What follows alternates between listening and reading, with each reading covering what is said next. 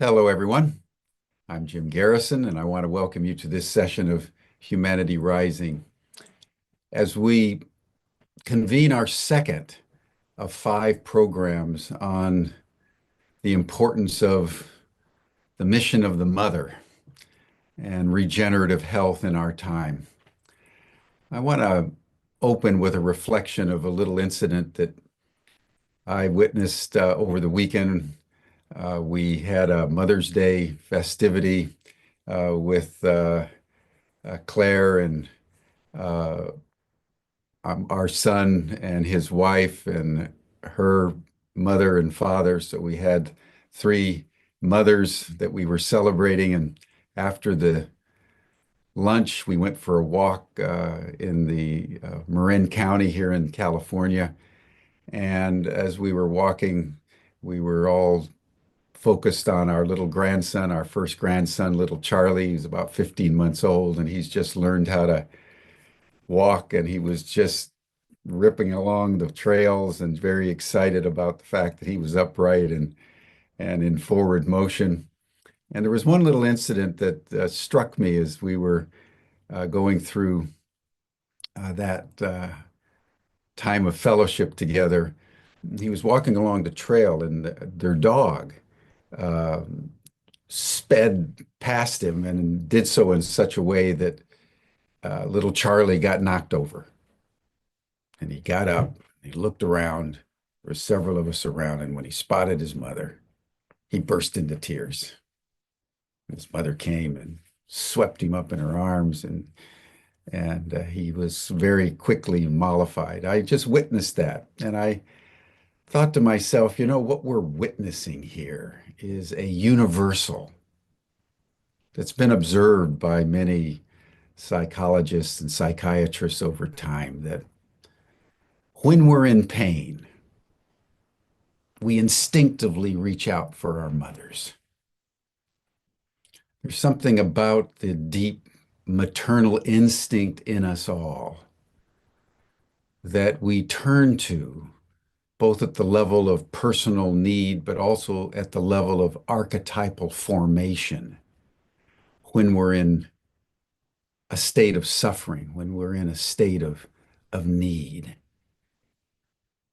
This is important for us to observe in our time because as the center does not hold and chaos reigns supreme so starkly, both in the United States and in various places around the world.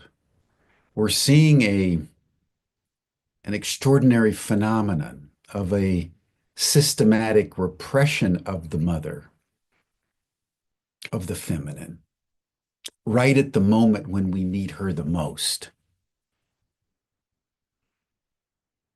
Which means that as we bear witness to what's happening, as we endure the increasing stresses in our world, the very thing that we need the most is what the prevailing power structures are seeking to deny. And that means that we need to be aware of this and we need to affirm it even more valiantly with deeper and deeper fortitude and courage of the spirit. And that's why we at Humanity Rising are feeling privileged this week in this moment of collective duress, that we can affirm what Stephanie Mines has been pioneering with her colleagues for decades around cultivating a reverence for the maternal, seeking to thereby fashion a scientifically credible but mystically informed honoring of the regenerativity of health if our masculine and our feminine aspects are aligned in a way that nurtures our soul. So thank you, everyone, for joining us here on Humanity Rising as we seek to nurture our souls this week by honoring the feminine and honoring the capacity that we all have within us and collectively between us of regenerative health. Stephanie, thank you so much for putting this week together, and I turn the program over to you. Thank you, Jim. As usual, we are in complete harmony here. My opening statement that I plan to make right at the beginning is the divine feminine walks the earth. We see her everywhere around us, and your illustration points to that. And we are going to be meeting how the divine feminine walks amongst us today by some wonderful embodiments of her through our spotlighted presenter today, Ibu Robin Lim, and of course with my colleagues, Dr. Cherionna Menam-Sills and Antonella Sansone, who will be with us all week. I also want to let you know that I have my chat turned off, and my wonderful student, colleague, assistant doesn't seem like the right word, Courtney Graham. Courtney, if you want to come on so people can see your beautiful face, Courtney will be attending to the chat. So she will be responding to your questions or forwarding them to me. And I just need to have the chat off so that I can focus on what I am guided here to do. Thank you so much, Courtney, for following through with everybody. And many of you have been receiving messages from Courtney about this program. I want to invite everyone also to the after chat. The after chat, which will have its own link, is a way for you to actually be seen by us, and we would love to see you. So if you have time, please join so that we can carry on the conversation. Our time is much too limited during this Humanity Rising event. So the after chat extends it. And then if this truly inspires you, if this calls to you, if the mother of medicine is calling to you, there is a summit November 7th through the 9th that will give you a true extended opportunity to really understand the prenatal origins of health and why that understanding is so crucial for these times. And if you want to go even further, this is all part of the Regenerative Health for a Climate Changing World MA PhD program through Ubiquity University. You can join that program shortly with our spring trimester offerings coming up in June. So I'd like to begin with a somatic attunement that comes out of the Tara approach, which is the regenerative health paradigm that I have the great honor of representing here in the world, and particularly for my beloved students who want to maintain this legacy of regenerative health through understanding the prenatal origins of health in each one of us, and through the gentle hands-on practices that tap into a system called the extraordinary meridians or the rivers of splendor, which form prenatally and which restore our birthright of resilience to us. I do want to thank my hostess here in Evanston. I'm not in my usual environment at the Tara studio on the big island of Hawaii, where I'm based. I'm here in Evanston, Illinois, and the home of Mary Spalding. And behind me is the painting of her son, Lucien Dante Lazar, who is an artist having an exhibit of mother and child paintings in Los Angeles this summer. So what I want to share with you as an attunement is called the mother flow. And I'm going to share a very abbreviated version of that with you. And you can do this seated or in standing, whatever is the best and most comfortable for you. So close your eyes for a moment here if that's available to you. Let yourself ground through the soles of your feet, either directly or imagistically. Receive the breath of life through your nose. Allow yourself to experience your belly filling up with the breath of life and then releasing very slowly in a prolonged exhale. Let your joints soften and attune to that belly breathing for a moment. Let yourself sink into that belly breathing.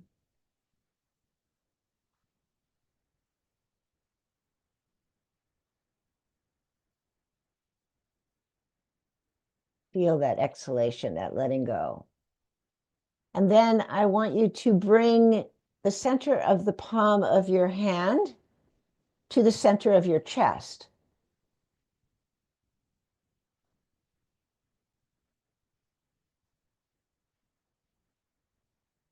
Reorient my screen here.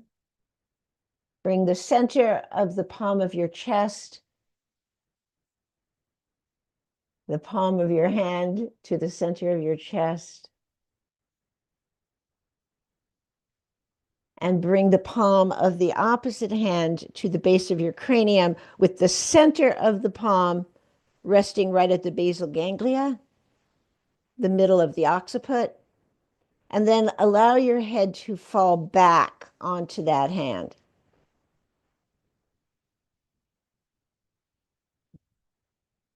And again, that long exhalation,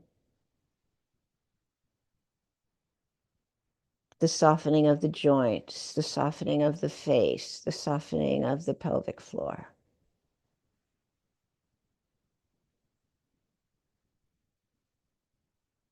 Long exhalation.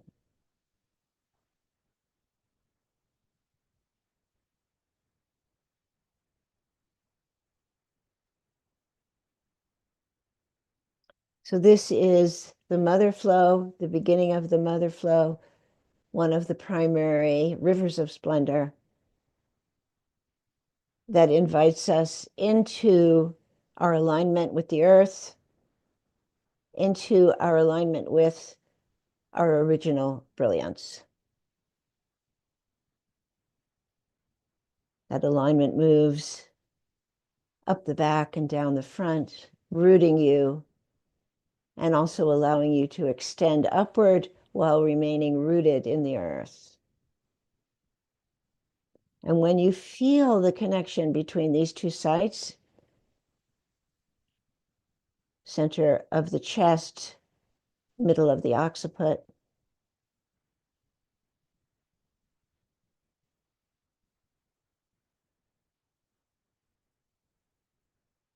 you're going to bring both your hands to wrap around your biceps. I'm elevating my elbows to illustrate this, but you want your elbows and your arms to rest comfortably on your chest. Continuing with that belly breathing, the contact with the medial and lateral aspects of your biceps is firm but gentle at the same time. So this position in the mother flow creates a shield around the body that you have aligned. It creates a shield around the consciousness that you have aligned.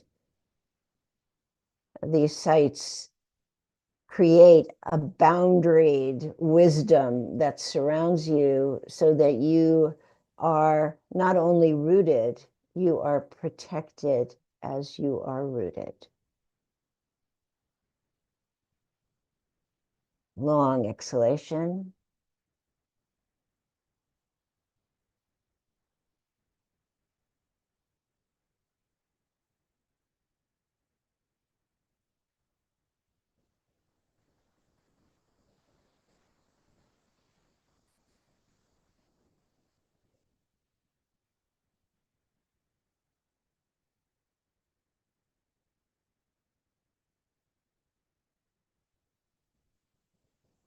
Then if you want to anchor this alignment further, you can bring the fingertips of the right hand to the pubic bone, the fingertips of the left hand to the coccyx, the base of the spine.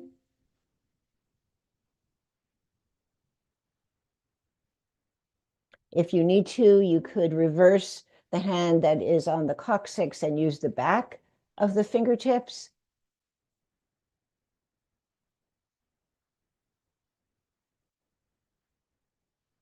Long exhalation. Deep inhalation, receiving the breath of life and letting go.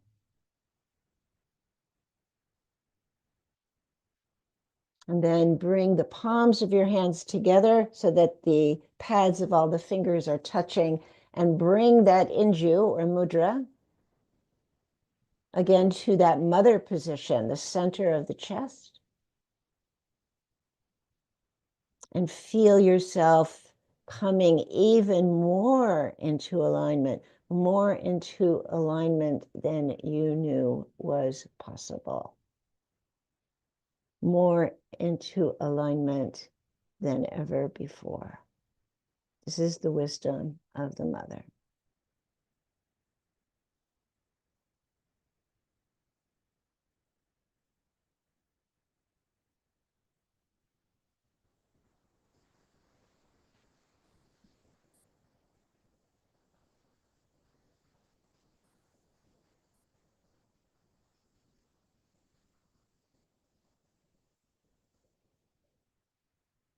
So now I'd like to bring into our awareness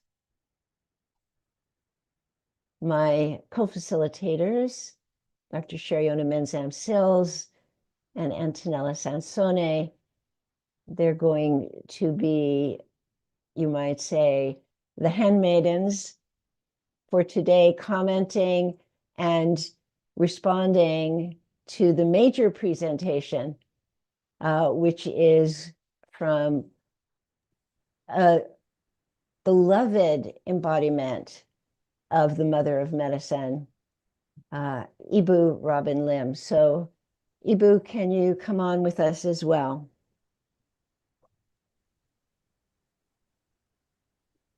Welcome, welcome. Pagi to you.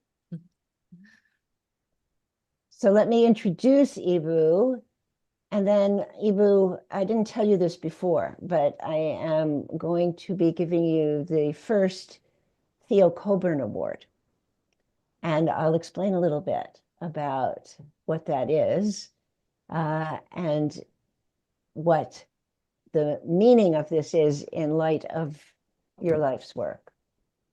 So Ibu Robin Lim, there really isn't any introduction that can possibly summarize Ibu, but she is truly the embodiment of the mother of medicine.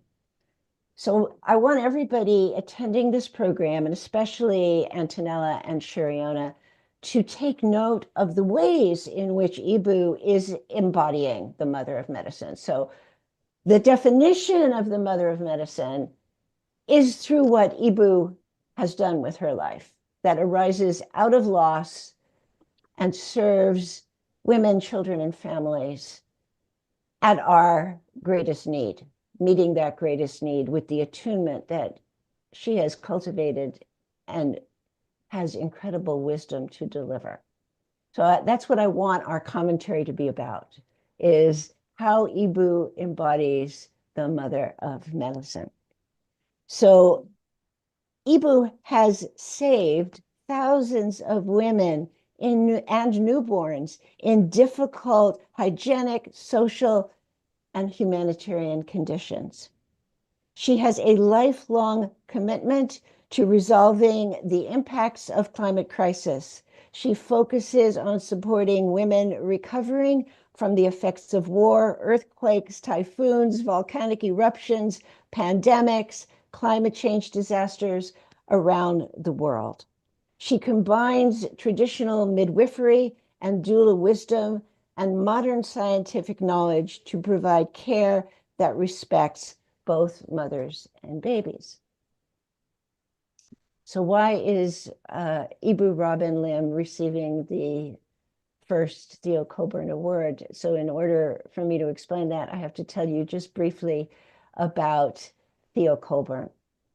And Theo Colburn, who is now our ancestor, part of the legacy of the mother of medicine. Theo Colburn was twice the winner of the Rachel Carson Award. She is the scientist who founded the Endocrine Disruptor Network. She is the discoverer of the impact of endocrine disruptors on prenatal babies and on human development, hormonal development. And as a result of her research as a pharmacologist and a toxicologist, Theo Colburn died of exposure to those toxins that she investigated.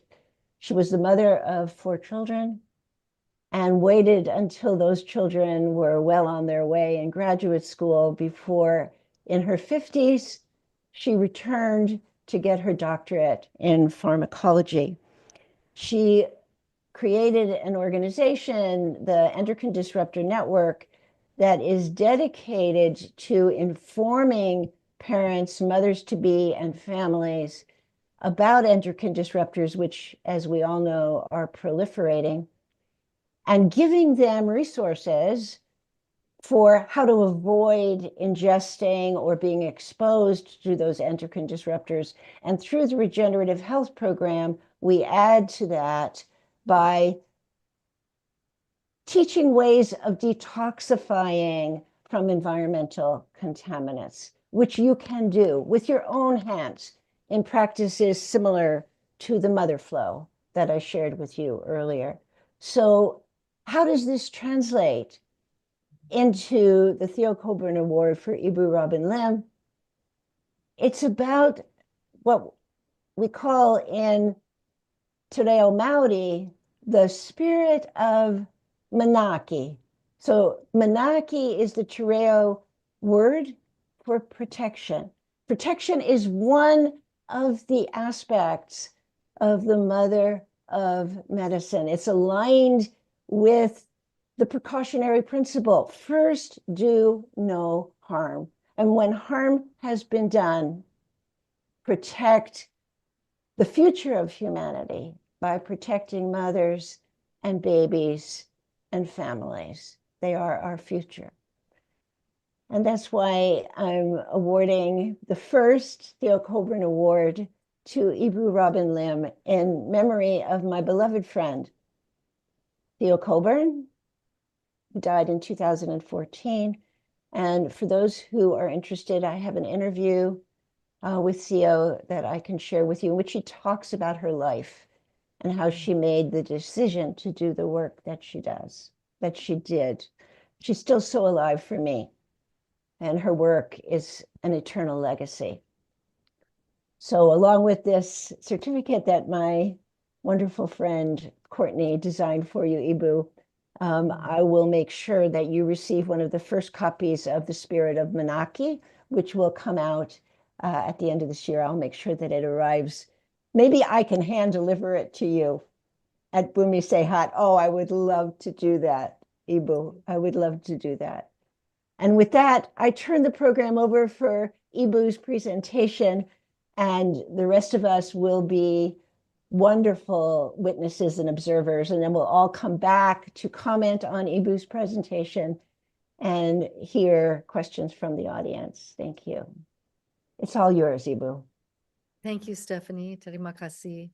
I did a little bit of reading over the last couple of days about Theo's work and her life, and thank you so much. I'm really touched. I just don't have words to express how I feel about receiving the honor of being named the Theo Colburn Awardee. Thank you. It really means a lot to me. Okay, so Courtney, hi. Can you go ahead and put up my little presentation? Thank you. Great. So I have to say it's very touching for me. It's really feels really good. I don't know how else to say it, but to be honored to join you all in the Mother of Medicine program that Stephanie's put together and that has come through the Ubiquity University. I just I'm actually at the very well, I have to say it's asking me a question. Are you still there, everyone? So I'm actually at someone's home who's having a baby, probably by tomorrow morning. She's in a very quiet early labor with a second baby. So it's fitting tonight that I'm at birth. And that's my granddaughter, Rimba, also born into my hands. And sometime I'll share with you, Stephanie, so you can share with your beloved students Rimba's birth video because it's really beautiful. Thank Okay, you. And let me just suggest to Antonella that you go off video and I will do the same so that we can give the full screen to Ibu. Thank you. okay, Courtney, you can go ahead and advance it. Okay, so seeing as tonight was I'm being honored, I thought I would give a little background to the students. Thank you all for being here. There's so many of you. I became a teenage mom. My daughter's 49 years old. She was definitely my most profound guru because she made me a mother and she also made me a grandmother. So when I was 39 years old. So I'm really blessed to have become a mother at that young age. And my daughter always says she went to college twice because I put her in one of those front packs and I rode my bicycle to school with her every day. And so she went to college twice. She went with me and then she went again. Okay, next slide. And I'd like to introduce you to my Filipina grandmother, my Lola, Vicenta Munar Lim. She was born in 1888 and died in 1985. They say she put an anting in my heart, which is a tiny little, it can be a grain of sand, it can be a seed that a healer will put inside of a person's body so that they'll always be irritated and that they'll never rest. They'll always strive to do humanitarian work. And my mother used to tell me if she tries to put an anting in you, don't take it because you'll never rest. And I'm really honored that she did when I was a little girl. I spent a lot of time with her. She also was a midwife, a healer, and in the mountains in Baguio City in Philippines. So I got to have my first deep dive into being a birth keeper along with my own grandmother. Okay, next. And I love Deborah Pascali Bonaro, who's she's the mother of the organic birth, orgasmic organic birth doula movement. She always talks about pain to power. And I feel like probably everyone here tonight has had that experience of taking a broken heart and a broken life and transforming it into the next step towards something more and something that takes you to the next level. And my sister Christine, she was just turning 33 years old. She died from a complication of her third pregnancy. She was in the United States, in the state of Alabama.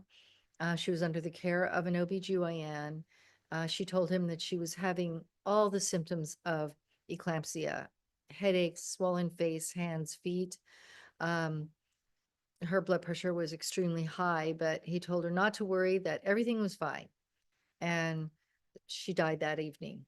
So, yeah, so many of the maternal deaths that we witness worldwide, 80% of them or more are preventable. My sister's death and the death of her baby that she was carrying would have been preventable had the doctor, had she been my patient, she would have been put in the hospital immediately and monitored on hypertensive medication.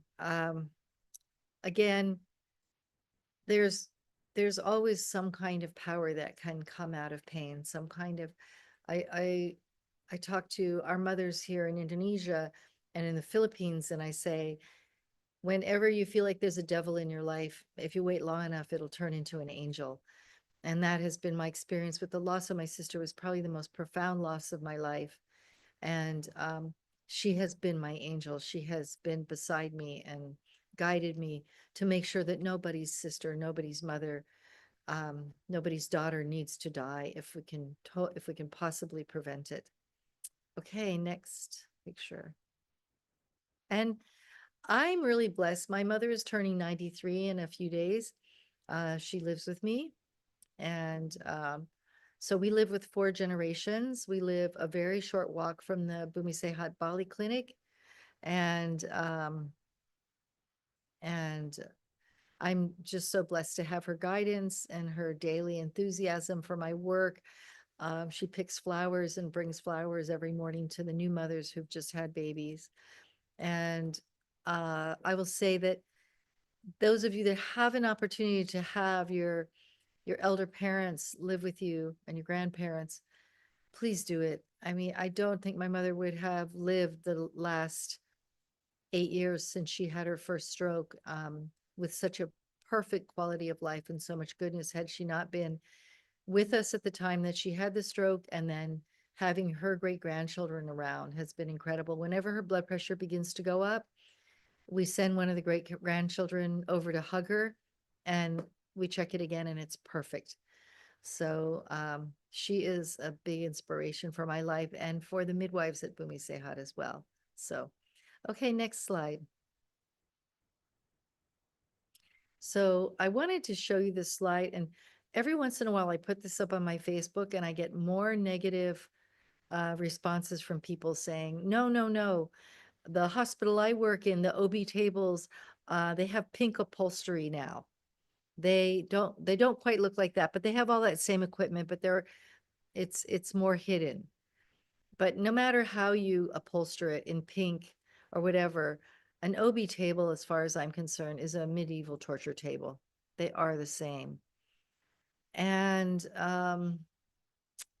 yeah, I talk a lot when I speak about colonization of healthcare and how the system that was developed in Western culture, which has so much to do with, Western culture, we survived the plague because when our children died, when our ancestors' children died, we were able to harden our hearts and carry on and not die.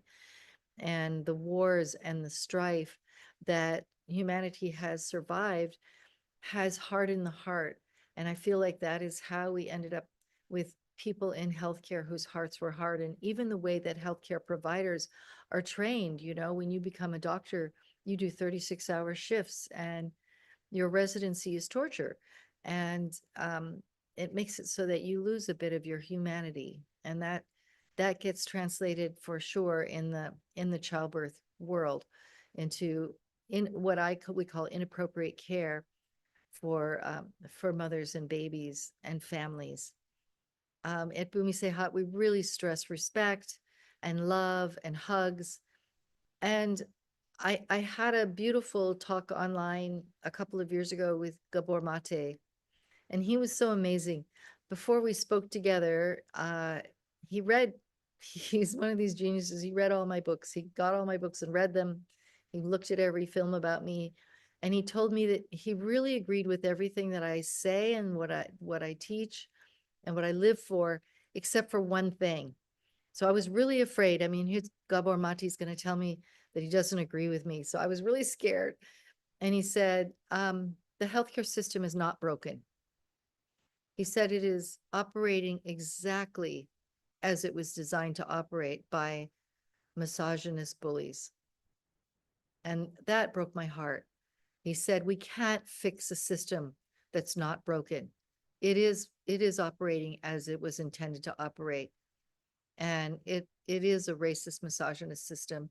And it is not working for anybody in terms of humanitarian belief and feelings. However, it's culturally inappropriate for everybody. And he said, we can't fix it. We have to completely change it.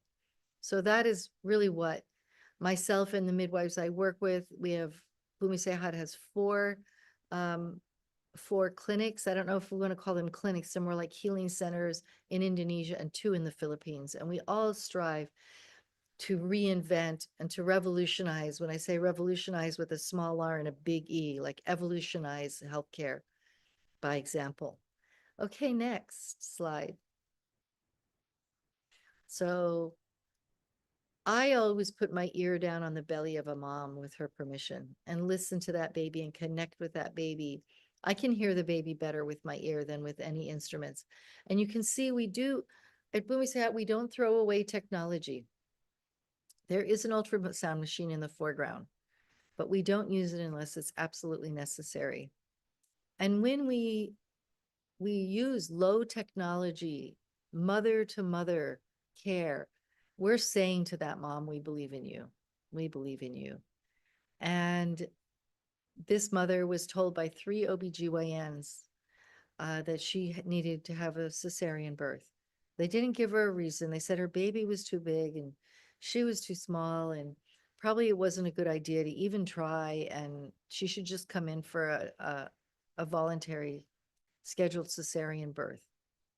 And I'm not against cesarean. Cesarean births do save lives when they're needed, but we certainly don't need a 53% cesarean rate in Bali. We don't need an almost 40% cesarean rate in the United States of America. So the technology in childbirth is really out of control. This mom came in, we all the midwives connected with her. She went into spontaneous labor later that night, and she had a 3.5 kilogram baby girl who was perfectly healthy and was quite a lovely birth. Okay, so next slide. This is Emmy. She had just said to me, can you check me? Because I want to know how I'm doing. And this was during the pandemic. You can see people are wearing masks. The midwife in the background is actually a cousin of hers. And Emmy is actually the cousin of our collaborative care OBGYN, Dr. Pari. And so I got down on the floor and I just kind of looked at her bottom side, and I could see that she was fully dilated. I didn't need to check her. And I try not to check people. I try not to do vaginal exams unless they're necessary. But I got down on the floor and I could see that her labia was parting a little and her baby's hair was starting to come out. And I said to Emmy, I said, well, you're definitely fully dilated and you can go ahead and bring your baby out anytime you want.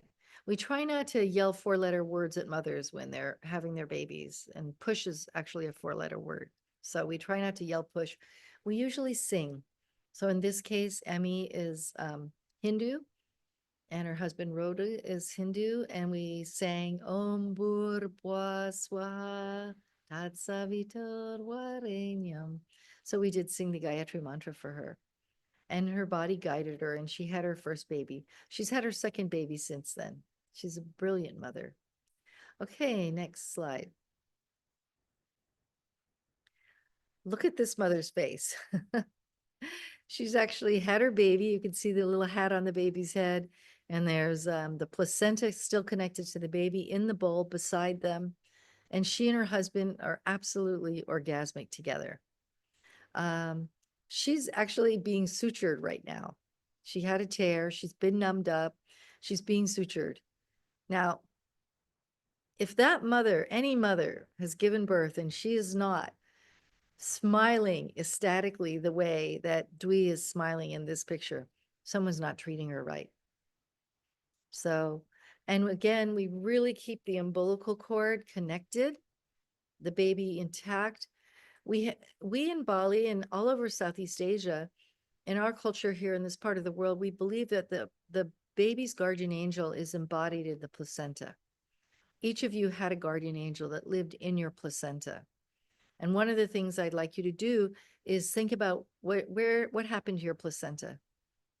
And if your placenta was thrown in the rubbish, thrown in the medical waste, ask yourself if you had some time in your life where you felt like you were garbage. And your placenta was your identical twin, and your placenta was your first lover. So we make sure that the babies have no trauma of separation. We we wait a minimum of 3 hours before we ever think about removing the placenta from and the umbilical cord from the baby. And many families do go home with the placenta still intact with the baby. We just wash the blood away and we pack it in salt and cotton towels, and no bad smell. And we just wait till the placenta falls off without any violence. And I'm proud to say that some of my grandchildren had about 30 hours of delayed cord clamping and cutting, or we can also burn the cord.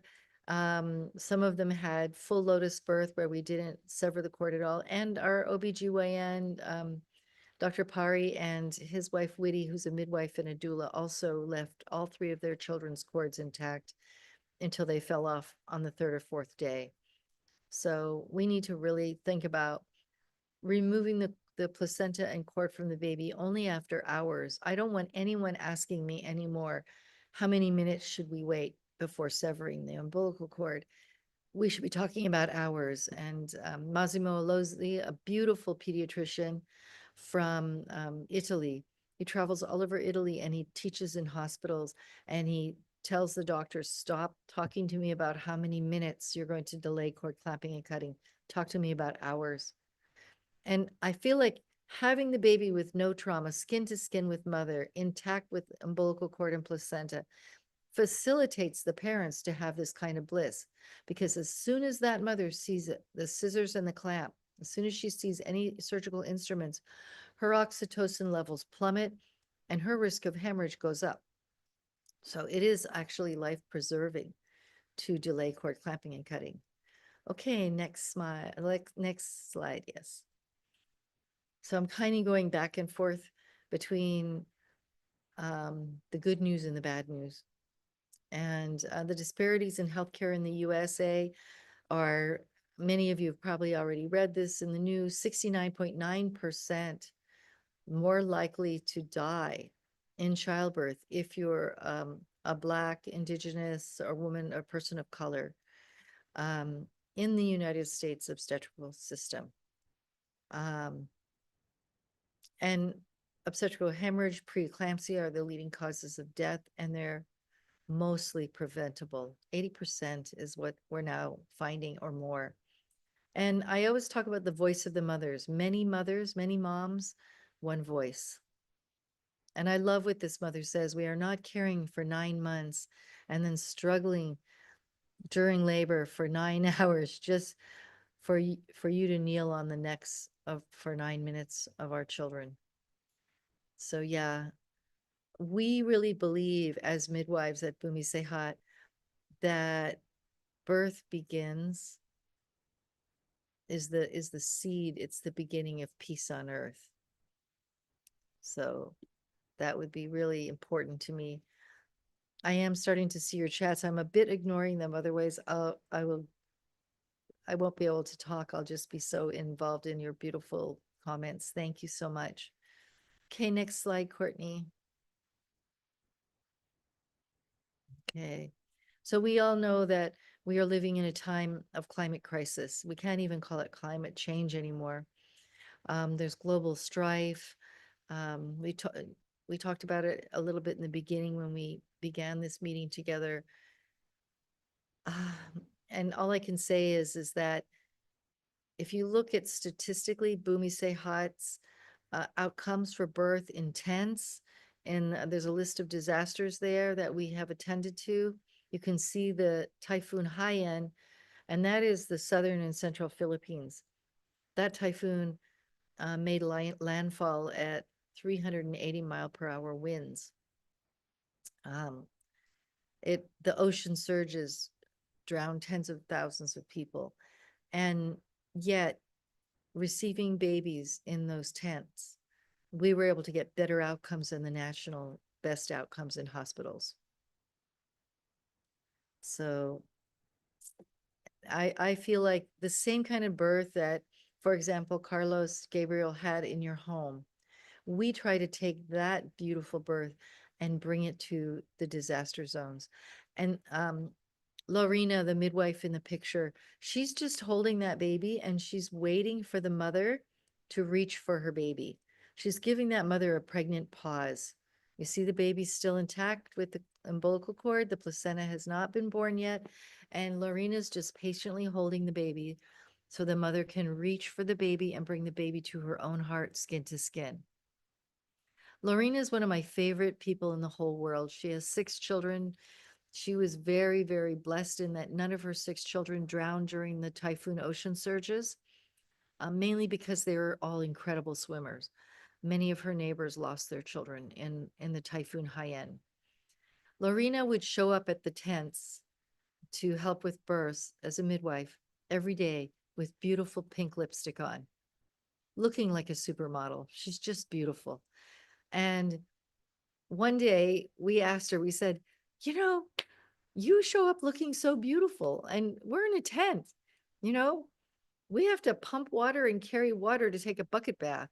We, you know, we haven't brushed our hair in days and you show up looking beautiful. And she said to us, she said, this face is a Valentine that says, I love you to every mother who comes here in labor.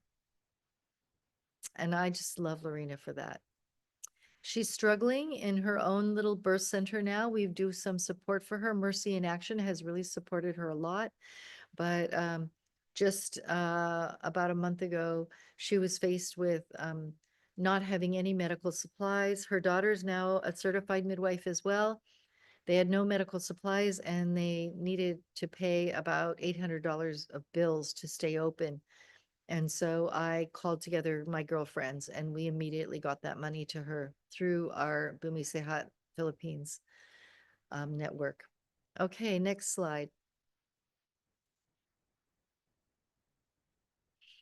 So that black and white photo or brown and white photo is twins born to Ibu Eli. That was 11 months after the Indian Ocean 9.3 earthquake and subsequent tsunami that destroyed Aceh, Indonesia. Her daughter, after being with her for the birth of these twin girls, then was later supported by Bumi Sehat to study and be a midwife. She's a brilliant midwife now. Ibu Eli lost 2 of her 4 daughters in the tsunami surge, the waters. She was not able to hold on to them. And then 11 months later, she had these twin girls. And the tsunami now, it's been 20 years. So they turned 20 this year. I'm really proud of that family. They've recovered as beautifully as you can with so much loss. And then the picture on the other side is a mother in the Lombok area. She and her husband had built themselves a beautiful little house, and they were hardworking people, and their house was completely destroyed in the 2018 earthquakes in Lombok, which is the neighbor island to Bali. And so our midwives, you know, we know that we can take that gentle model of care to any environment. This mother, this is her home, and our midwives are there with her. Okay, next slide. This is Sapana, and she's given us permission to use this picture. All the pictures have permission from the mothers. Sapana came in Nepal to the birthing tent in Dading, where we had set up right after the earthquakes to be able to give women who were pregnant. You know, when a disaster happens, even if you're left homeless, even if you're grieving, even if you're injured, even if you're hungry and you can't get potable water, if you're pregnant, you still have to have your baby. So that's usually my job. Direct Relief International calls on me to come and set things up so that the midwives from that area can get back on their feet and begin working again, especially when they themselves have experienced grave loss. Sapana's mother, her mother and father in love, her husband's parents, and her 2-year-old son were all killed when the house fell on them during the earthquake. She was able to escape with her life, pregnant. And when she came to me, she said, I'm going to have this baby and then I'm going to leave this baby here because I have no love in my heart. There's nothing left. Her husband worked on a cruise ship. And trust me, every disaster zone I've been to, the men who work on cruise ships are not allowed to go home to take care of their families. Sapane's husband was not allowed to come home and help her cremate the dead of their family. And she had such a gentle birthing experience in the tent, and there's privacy for her. And she really enjoyed her birthing experience. And here she is, her baby's just born to his waist. And she reached for him. And later, what the interpreter told me was that she said, "Are you mine? Are you mine? Do you want to be my baby?" And then he was born the rest of the way, and she reached for him and brought him to her heart. Now, the interpreter who took this picture, she was a paramedic, and she asked if I could find her the funding to go back to school and become a midwife. And we did. We got together groups of women, and we supported her through her midwifery additional 3 years of school. And she's now handling about 25 births a month, working in Nepal.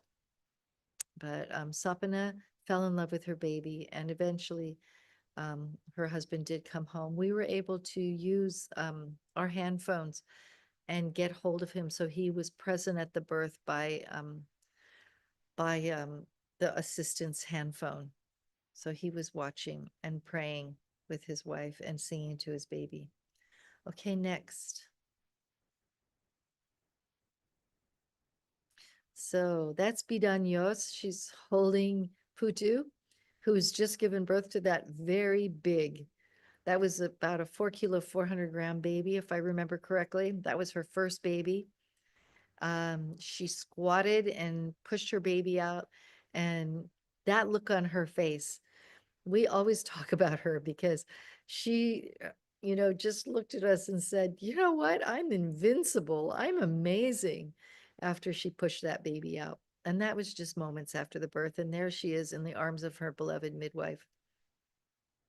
And her husband was also present, and her mother-in-law. So family is really included in birth in Indonesia and the Philippines. That's Lily Subi. She's rowing out to our little island communities on Lake Sintani in Papua. She's from those communities, so she knows that there's no health care out there. She knows there's no prenatal care if we don't go. There's no wound dressing for the children. So we bring medical supplies, and Vitamin Angels provides us with vitamins for the pregnant women and children. And our Bumi Sehat Papua team provides care for the women on the little islands, make sure that they can get to us when they give birth, and make sure that they get care during their pregnancies and postpartum, because we go out on these little rowboats. So, we really believe that woman to woman care, that mothering model of care, means that we go to you wherever you are. We take care of you, whether it's on a dugout dory like that in a little rowboat, that little handmade boat, or on a motorcycle. Our midwives will get to you if you need us. Okay, next.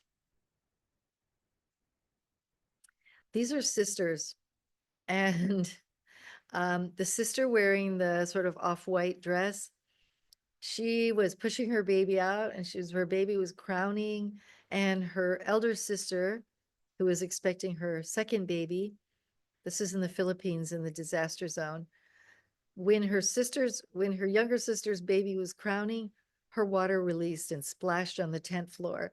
And so within an hour of each other, they had their babies. And when we asked them, every single mother that came to us, in that first year, there were 777 who gave birth in our tents. And every single one of them, we offered them rides home. We asked them, "Do you have a home?" And these sisters said, "Oh yeah, we kind of have a home. We have a home." This was their home. They weren't complaining.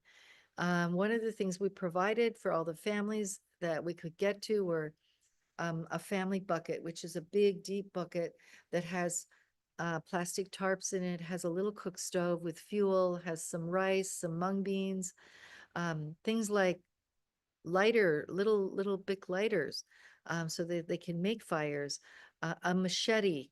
We call it a bolo knife in the Philippines, so that they can cut some of the felled trees and build something.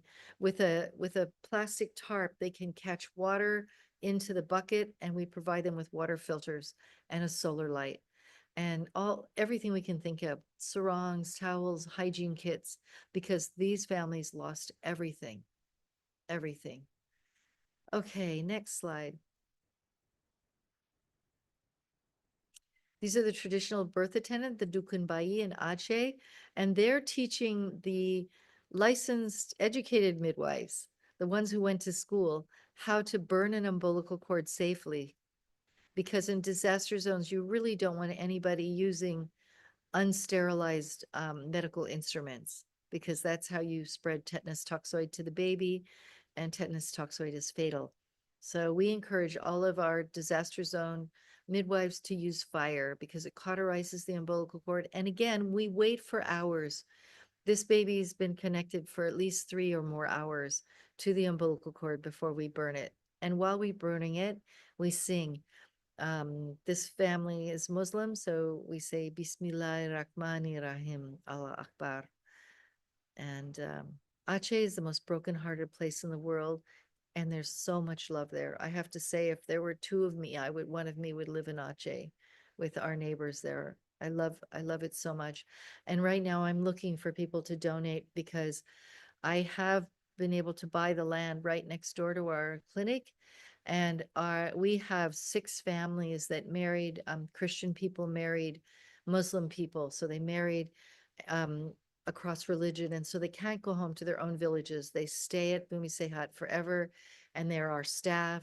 And they're all living in one 6-room ashram. So now they're living with their children in their bedrooms. They all have little bedrooms, and we really need to build them. So I'm trying to raise $55,000 to build some beautiful little 2-bedroom homes for them. Okay, next slide. So during the pandemic, Bali had an over 80% unemployment rate because we are really dependent on tourism here. And you can see these are sacks of rice, baskets of sweet potatoes. Families received 2 weeks worth of food. We would do over 200 families every week or two during the entire pandemic. We also still care for mothers that are in strife, especially our HIV positive families. We make sure that they have food. We don't assume that anybody has enough food to eat.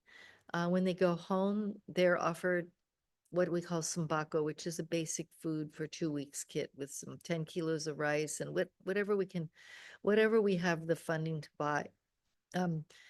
Before the pandemic, Bali suffered the eruption of our volcano, Gunung Agung, and that started in November of 2017 and went on into 2020. It was still a little bit erupting.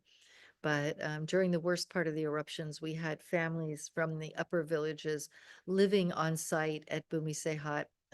All the pregnant families came and stayed with us, sometimes 3 or 4 generations. And we set up a kitchen for them and provided them with food and work. And yeah, beautiful, beautiful, deep family connections were made during the many weeks and months of the eruptions. It was very hard for farming families because the volcanic gases immediately killed all of their livestock, and it was hard times. Okay, next slide. And even in those times of strife, we believe that gentle, respectful mother to mother, women empowering women model of care really, it really works. It really works whether, for our families that have special needs, that have grown up in wheelchairs, those mothers get the VIP treatment just like everyone else. They know that when they come to Bumi Sehat, not just for their pregnancy and birth, but for general health care. Um, it's just so much fun to watch their children grow up and see how everyone's doing. I think that baby's face says it all. And this is one of our midwives teaching the parents during the pandemic.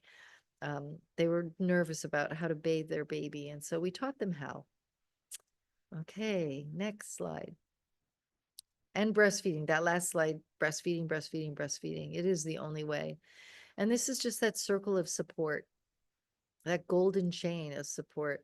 And everyone is a link. Every one of you is a link in someone's golden chain of support. So make sure you're a strong link, whether you're an aunt or grandmother or a nephew or a niece or a healthcare provider or friend, you're all a link and a very important link. Okay, next. And again, the circle of support. This mother is surrounded by her midwives, her doulas, her baby's placenta is part of that circle of support, and her husband, her mother in love.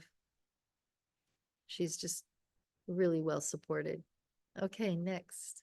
That's Ari. She's a wonderful person. I love this picture and I show it all the time because this was one night at Bumi Sehat, 4 families from 4 islands, 4 different islands, 4 different religions, a Christian, a Muslim, a Hindu, and a Buddhist. Christian, yeah, Hindu, Muslim, but yeah, all gave birth to daughters. And this is the fathers in the morning all comparing their babies, and they exchange phone numbers and they remain friends. So I just feel like when you make an opportunity for love to flow like that in a respectful model of care, and you take the worry away and the concerns for, you take that worry away, then you can see peace being built everywhere you look. Okay, next. These are some of my mothers of medicine. So women who serve as doulas and midwives to their friends. Jenny Joseph, she was Time Magazine's Woman of the Year in 2022, working in South Florida, British midwife. She's brilliant. And she has done something that you can Google called Common Sense Midwifery. And she actually has a MEEK accredited school of midwifery and trains doulas. And that's Ibu Darmi, one of my dearest friends. I was her midwife and her daughter's midwives for both her daughters. And she cooks at Bumi Sehat. She's actually just recently retired from being one of our cooks.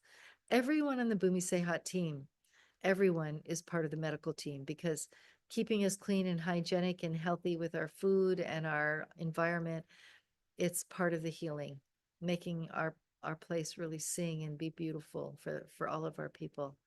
Okay, next. These are the world's biggest breasts, and a young artist that grew up in Bali, she made them for her project. They're actually made out of biodegradable latex, and this was World Breastfeeding Week, and I believe it was in 2018. So it was before pandemic, and the whole village came. And then at night we had a light show. We had incredible purple and turquoise lights flashing from inside, and we had a rock concert in there. And the kids, in order to get into the breast, you have to crawl around like you're being born through the tunnels there. And I just love that our village celebrates breastfeeding in the biggest possible way. Unfortunately, they were made out of biodegradable latex and they've already biodegraded because we were thinking about putting them up year after year, but they've already gone back to the Mother Earth. But I just feel like one of the things I really point out to young people is we are mammals for a reason because breastfeeding is a superpower. Our mammaries they define us. How we feed our children is so important. And there's so much evidence that how you're born will affect the success of breastfeeding startup. Mothers don't fail to breastfeed, but their systems of support, their support systems do fail them sometimes. And so we have 100% breastfeeding at all of our 6 Bumi Sehat birthing centers. We're super proud of that. We did have one mother who had a double mastectomy. She never thought she was going to have a 4th baby, but after her surgery and she survived cancer, she did get pregnant and she had a 4th baby. And I'm really proud to share the story that during her pregnancy, our Dr. Dayu and 3 of our midwives who were breastfeeding mothers, they pumped and saved milk for that mother so that her baby, even though the mother had a double mastectomy, the baby was able to be nourished on mother's milk. So I'm super proud of that. I don't know if that's happened anywhere else in the world. And proud to be Indonesian midwives. These are not all of them, but many of the midwives on our team in Bali. Just we love each other, and we really are best friends. And at 3 in the morning, when I'm called to wake up and help, say a breech baby's coming, if someone arrives with a baby's foot hanging out, they'll wake me up. But it doesn't matter if it's 3 in the morning and I have to wake up. I'm working with the most brilliant, beautiful people I've ever met. Okay, next slide. Delayed umbilical cord clamping and cutting. I feel like that is the most important thing, the thing I'm most precious about my work. And if there's a legacy I can leave on this planet, and that the midwives that I'm honored to work with can leave, is if we can really make sure that those babies don't get separated from their placentas and their umbilical cords right away. This is hours after the birth. And in each of these pictures, this is Bumi Sehat Papua moms. And in each of these families, the cord wasn't clamped or cut for many, many hours. Okay, Papua is tough. There's lots and lots of malaria there. And the COVID really took a lot of lives, because the people there really suffered. They were very vulnerable to the COVID virus, more than the rest of Indonesia. Okay, next slide. Oh, yes, please support us. This is a mother who arrived having twins. The second one came breech, beautiful boys. She's a beautiful mom. Okay, next slide.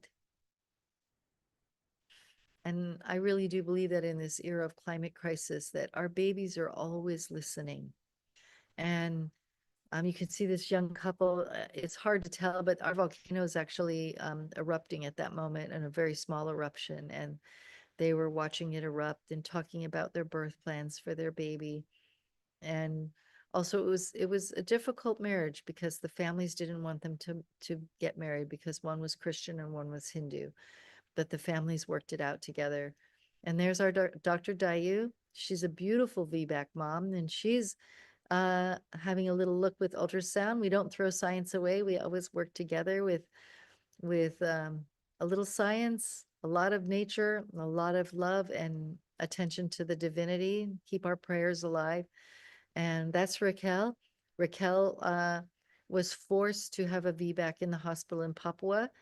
And her pain to power was when she was having her next baby, she found her way all the way to the other side of Indonesia to have her next baby with us. She now has 5 children. 4 of them are VBAC babies. And she's the executive director of Bumi Sehat in Papua. Her dream was to bring this level of care to her own people in Papua. And she's actually, wasn't a midwife yet. She recently went back to school, and I think by the end of next year, she'll be a qualified midwife. So she's not only executive director and innovator and brilliant person, but Raquel is becoming a midwife. Okay, I think that's it. Yes.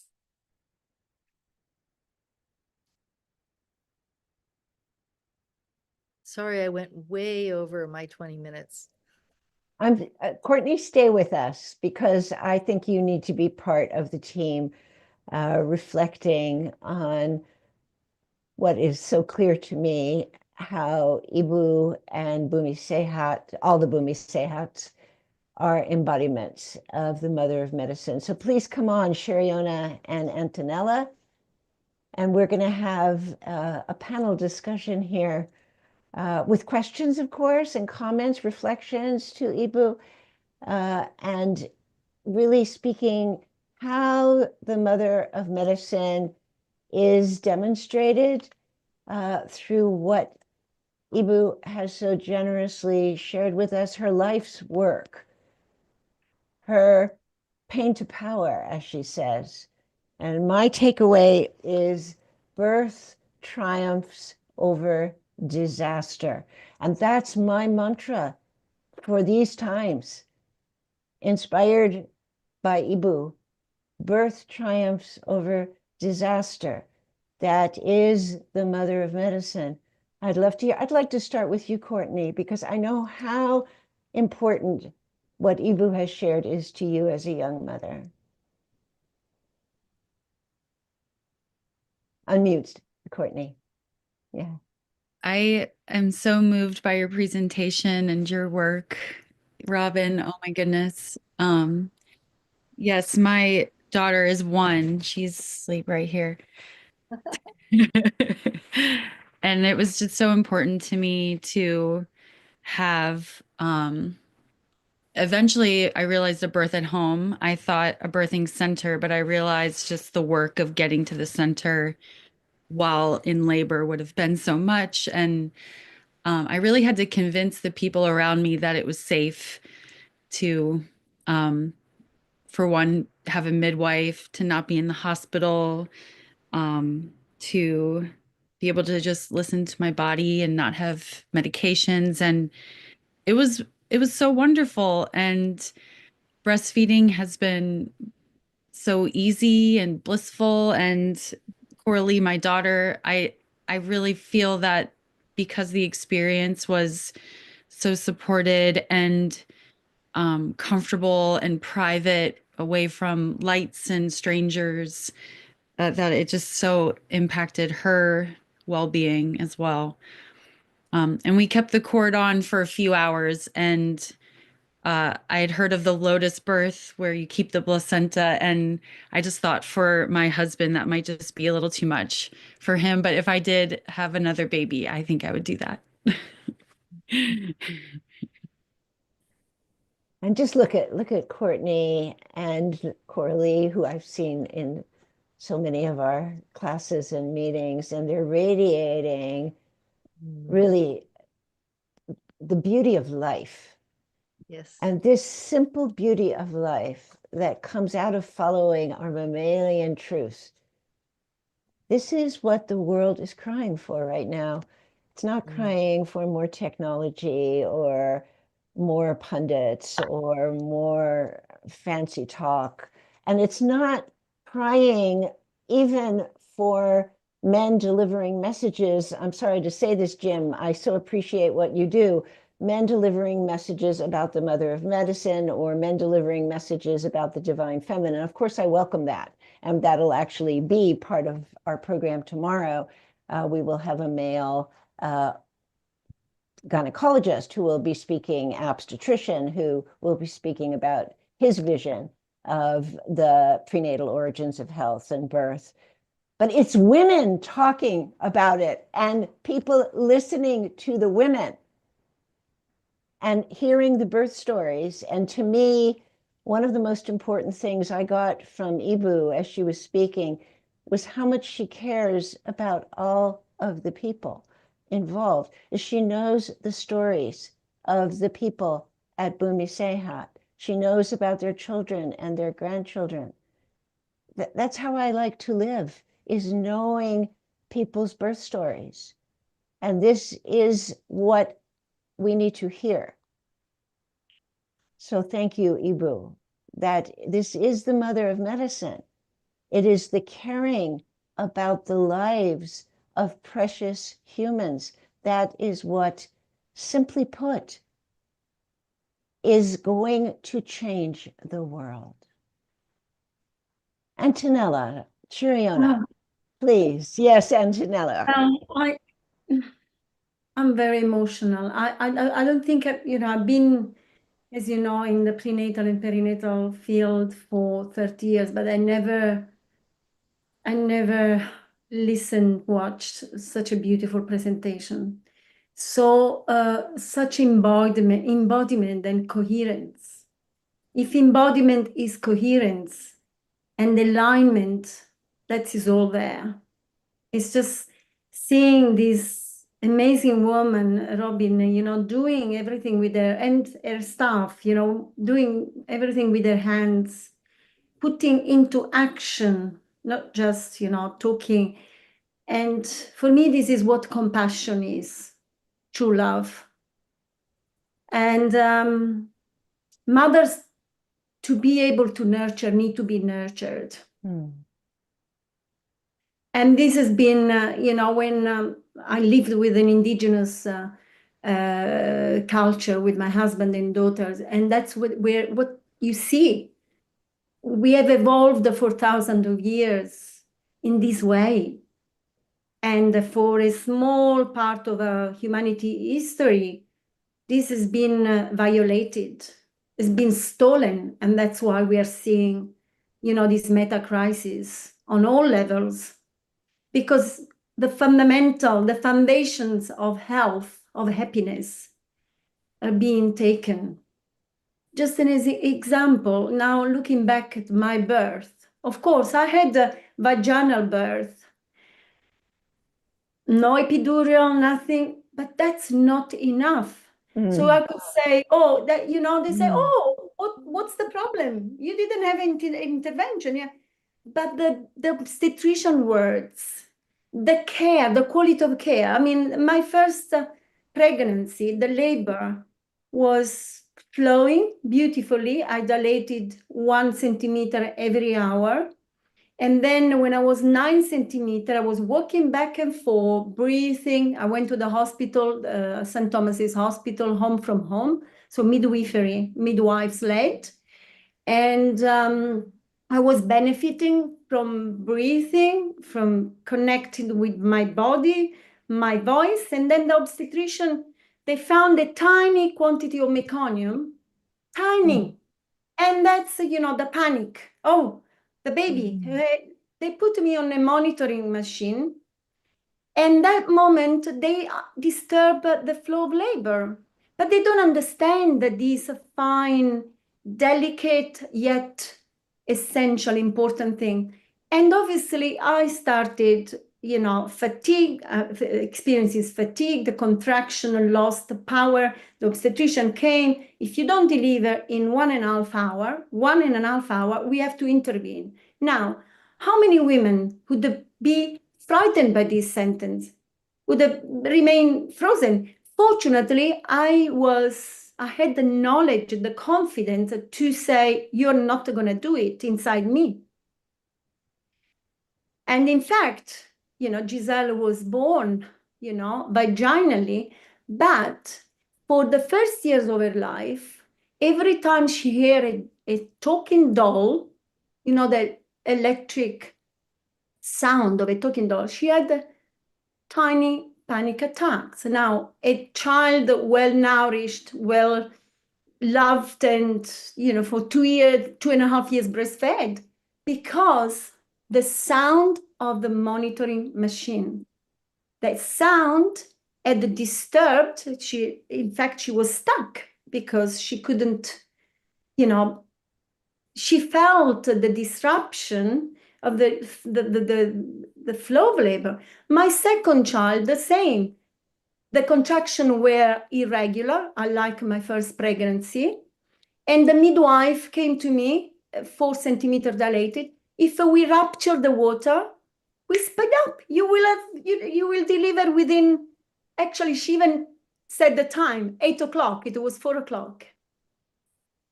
I was not at the level of knowledge and embodiment that I was 10 years ago. That was 17 years ago.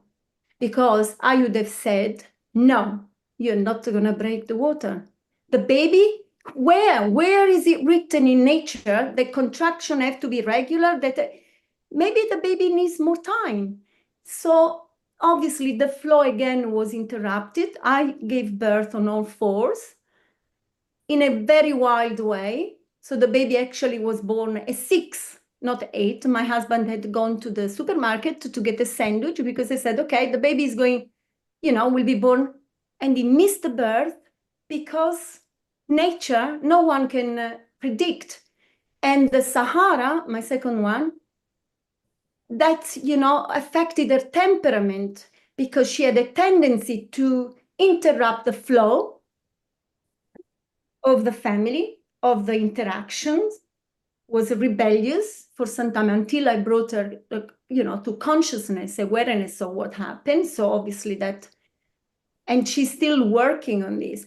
Now, my point is, now it's not a matter of cesarean section of vaginal. As I said, I didn't have any epidural, nothing. It's a matter of care, quality of care. It's a matter of respecting the rhythm, the pace of the mother and the baby. Doctors cannot understand. Most doctors cannot understand that. They can't. I think that's really what we're talking about as the mother of medicine. It's respecting the rhythm of the mother and the baby. Thank you, Antonella. Cherionna. Yeah, that's probably the biggest thing I'm so touched by. I want to say, first of all, Robin, I'm so glad to meet you. I had the privilege and the pleasure of seeing some of this in your APA presentation. I think it was a couple months ago. And I was just like, oh my God, this woman's amazing. And we're having her for mom. So I feel honored to meet you. And I'm just so deeply touched by your work. And yeah, to me, it's a total embodiment of what we're talking about. The sacred feminine in action. Mom, to me, is about, I mentioned yesterday, deep listening. The feminine is about deep listening, which is probably what's the most important element in supporting birth.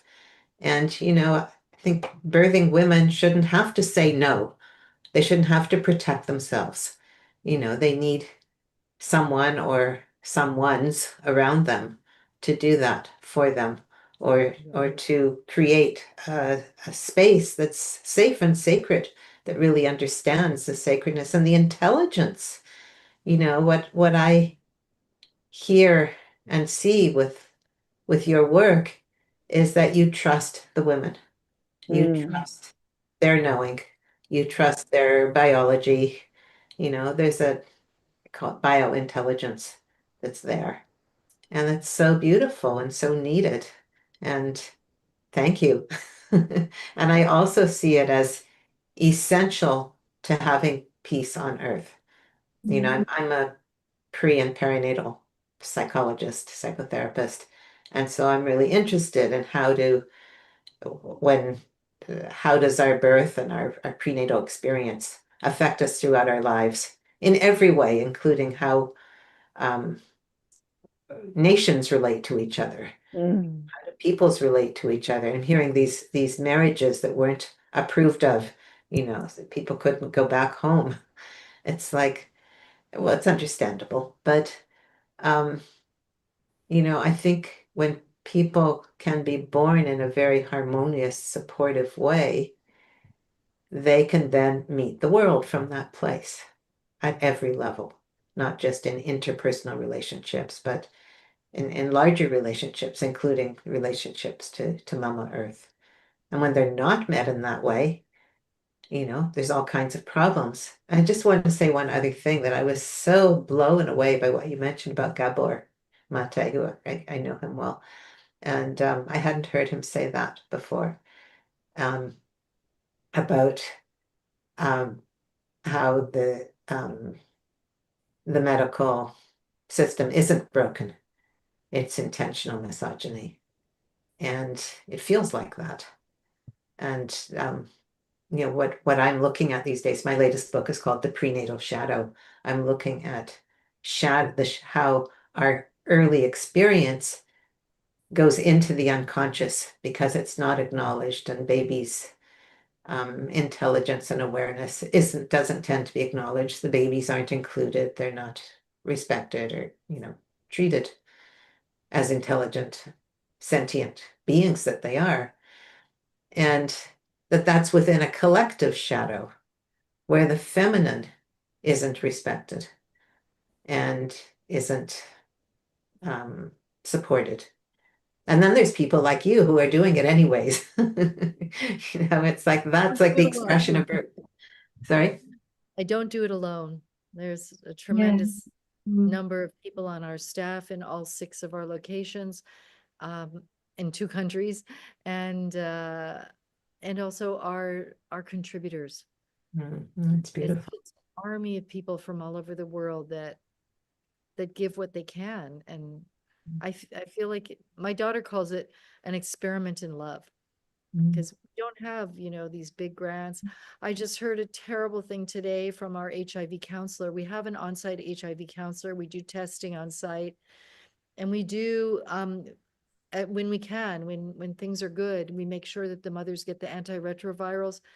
But the cutting of USAID funds, It's going to directly affect our HIV families because the antiretrovirals have been free in Indonesia, and we've really depend on that.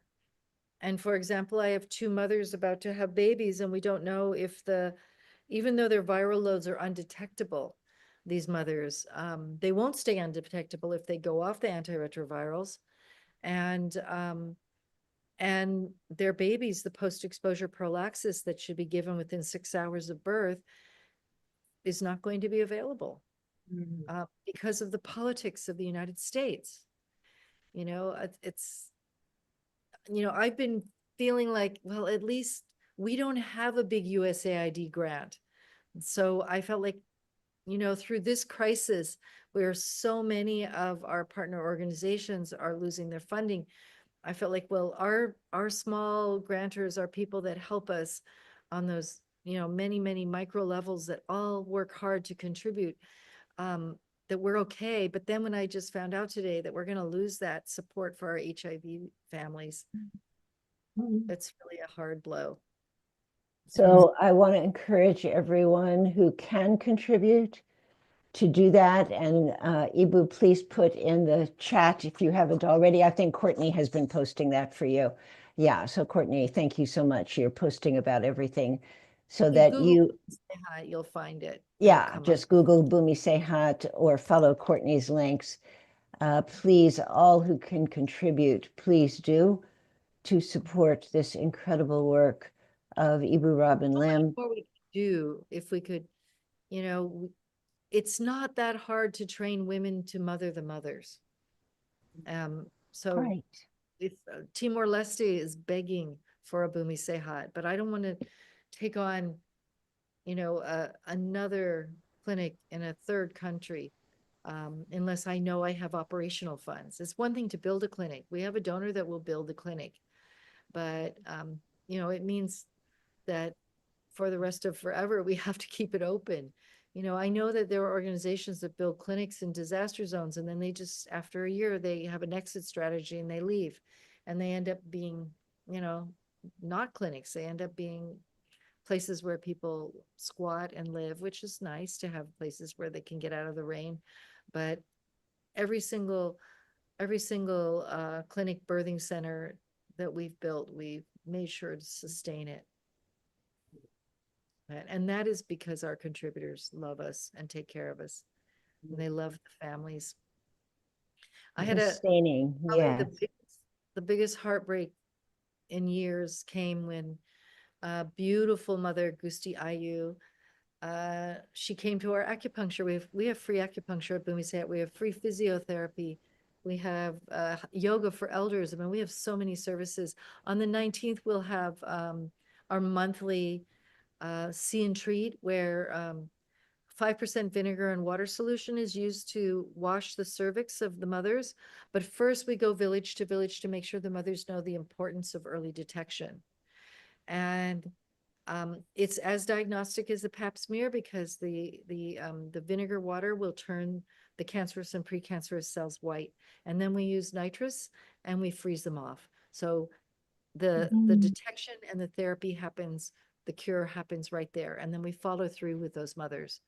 So it's an incredible life-saving.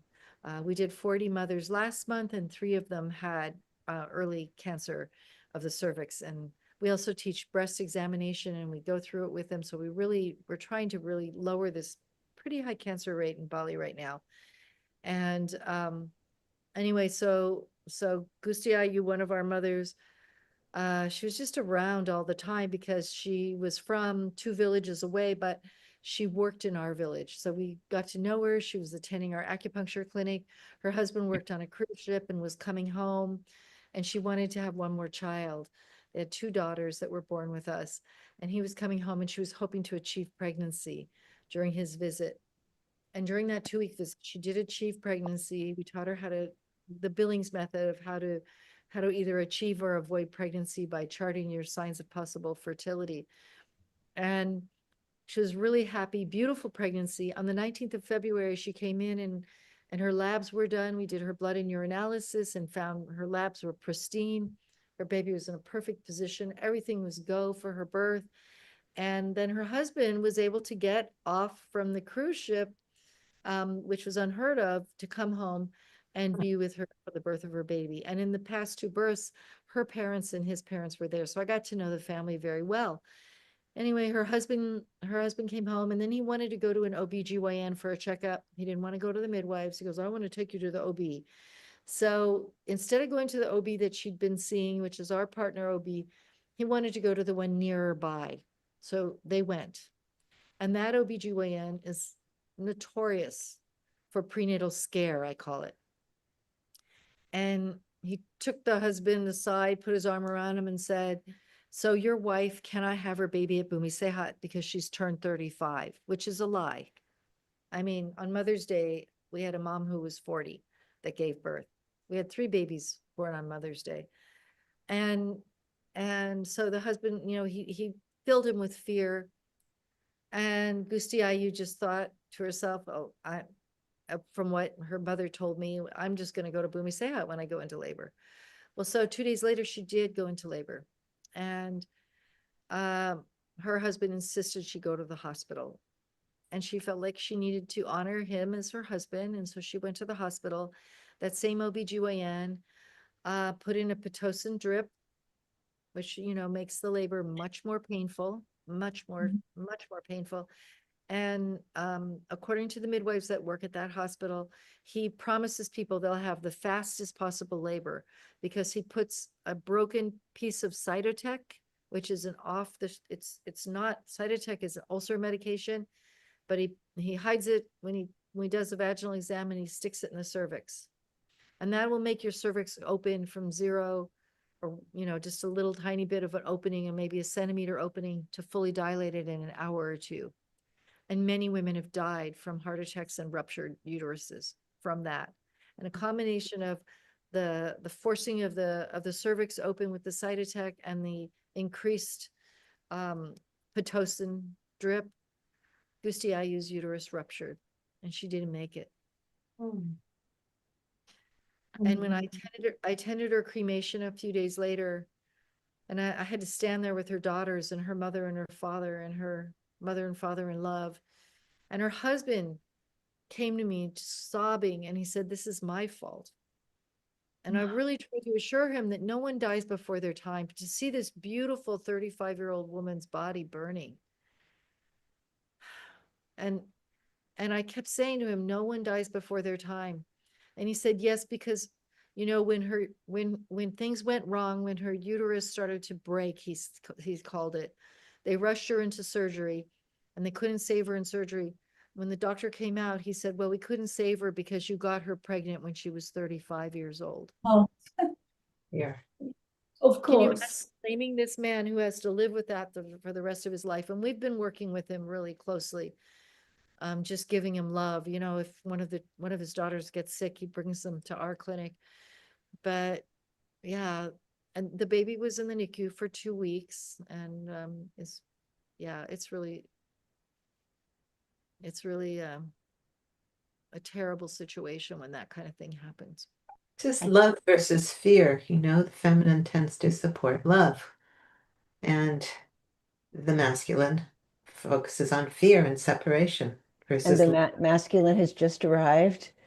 But I think And But I was about to call you in, Jim. Jim. So once again, we are vibrating at the same frequency, even though we are not of the same One of sex. our mothers that had a vaginal birth after an induction, and that ended up the baby went into distress, and she had a cesarean birth. I call it cesarean birth because no one should feel guilty if they've had a cesarean birth, because it's birth. Okay. Yes. No matter what happened that led to that birth, I don't want anybody feeling bad about their cesarean birth. Somebody saying thank you to those mothers for going the distance and doing whatever needed to be done to bring their baby earthside safely. And so one of our VBAC mothers is our own Dr. Dayu. She's head of medicine at Bumi Sehat in Bali. And her husband came to me afterwards because he was there trying to stop the cesarean from happening, because his wife was coerced into an induction 5 years earlier. And then after 5 years, she had her next baby, who was a VBAC, a vaginal birth after cesarean. And she had a 4 hour and 40-minute labor. It was just like so beautiful. It was just all of the midwives. She kept saying, tell me what to do. We were like, we're not going to tell a brilliant person what to do. We believe in you. You follow your heart, do what your heart says, and that will be the right thing for you and your baby and your family. And when her baby was coming, we're actually not supposed to do water births in Indonesia yet. Right now, I've just gotten a grant to do a research project on water births because no research has been done within our country, so that the OBGYN associations won't approve of water birth. We did it for years with no permission, but then, they stopped us. So anyway, we did have Dr. Dayu squatting in the birth tub. And I got her husband, I took his arms and I got him to receive his baby with his own hands. And he came to me afterwards a few days later and he said, I was so emasculated by what happened when my first child was born, that I was sent out. I was not told what was happening. And he's a doctor as well. And he said, I was not allowed in surgery and I was not allowed to see my wife for 6 hours. And we couldn't get our baby back for 14 hours. What finally happened is they called me and I went to the hospital and went into the nursery and took the baby, put skin to skin with. But he said, I was so emasculated, and he feels like, he said, I became a man again when you grabbed my hands and made me catch my baby and receive my baby into the world. He said, I got my male strength back. I learned how to protect my family all over again. And he said, nobody understands how important birth is. Well, he's running around the island telling everyone how important it is for men. Thank you, Robin. We ask the fathers to prepare something to say to their baby or sing to their baby when the baby's born. We ask every single father to do this because as Hindus, we believe that when we die, our life will pass before us. Also, I was raised Catholic in the Philippines. My kids say I'm a Katu, and all Filipinos are Catholics, right? And so we believe, both Hindus and Catholics believe, that your life will pass before you when you die, and you'll remember everything, and that God molecule gets released in your body, and you'll remember everything going back to the moment of your birth. And that because the mother's voice is known by the baby, but it's quite far away. But the father is talking to the mother's belly, to that baby on board. And so babies actually know their father's voices or their mother's partner, because sometimes we have families that come to us that have two moms. And so the mom's partner's voice is more familiar to the baby than any other voice in the world. And they say that hearing is our most sensitive at birth, our most sensitive sense. And that what we hear from our father's voice at the moment of our birth, at the time that we're being born, what our father says to us, we will remember that as the last memory of this lifetime. And that will not only set our feet on a beautiful path for this life, but for the next life, because we'll take it to the next life. That seems the perfect segue to bring in Jim's voice. Thank you, Robin. I know that Stephanie has a hard stop in a few minutes, so I think we need to bring this to a close. I just wanted to insert one thing as we close, as you were talking about the various mothers and the challenges of, rural life, poverty, and everything. I couldn't help but think of what's taking place as we speak in Gaza, where there's 2 million people under the boot of the Israeli and U.S. genocide. And the babies that are being born, the starvation that is now rampant among the entire population, and the refusal of the world to do anything about it. So I think it's important for us as we honor you to also just remember and take note of those who are in far worse situations than the people in Indonesia. So anyway, I just wanted to bring in Oh, I'm the so mothers of glad you Gaza. did. We cannot close without what you have brought in, Jim. If all we can offer are our prayers, we are praying. you're spot on in reminding us that everything that Robin is talking about, the incredible challenges she has faced, are amplified many times over in Gaza. Yeah. And our hearts are there, whatever we can do. Tomorrow, we will dive deeply into the prenatal origins of health, and we will be able to explore what the implications are intergenerationally and epigenetically for these circumstances in Gaza. Cherionna and I will be heading up that conversation, and we will be bringing in Dr. Robert Bitter and also Julie Gerland. That's our topic for tomorrow. I want everyone who can to come to the after chat. I will have a hard stop after about 20 minutes from that after chat, but I want to talk to whoever I can and meet with you. Jim, thank you profoundly for your representation of the feminine and for this platform, for this program. You're welcome. Thank you, everyone. This will bring us to a close for today. Tomorrow we'll convene the third of our 5 sessions. You can join Stephanie and others in the after chat. You'll see the link in the chat box. You receive the link in your Zoom reminder for today. Thank you all so much. Robin, we salute you, and we'll I'm see everybody sorry I tomorrow. can't get the after chat because I have to go take care of a mother in labor right now.